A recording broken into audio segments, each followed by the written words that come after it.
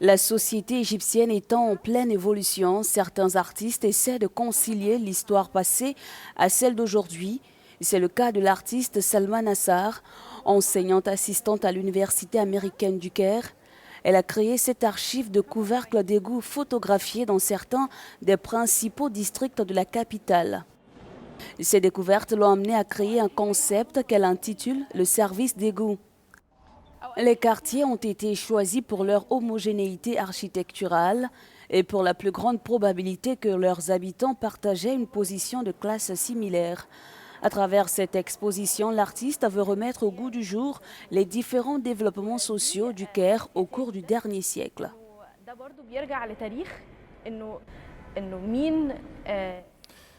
Cela remonte à l'histoire de la personne qui s'est vue confier le service d'assainissement, pour qui le service a été planifié et exploité pour la première fois.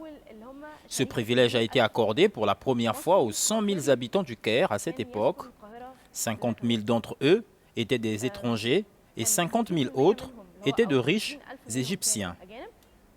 La priorité a donc toujours été accordée à la classe supérieure.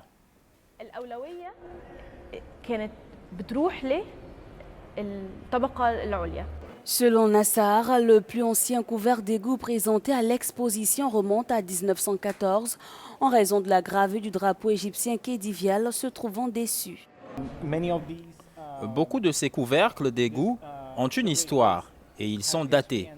Certains d'entre eux datent de l'époque des Britanniques ou de l'époque où les Arabes sont venus en Inde. J'ai également vu de telles anciennes dates et compagnies en Inde. C'est vraiment un excellent exercice de travail. L'exposition de l'artiste met l'accent sur les cartes produites tout au long de ses recherches, des cartes qui selon elle sont des documents politiques, des armes de développement et des sources de connaissances.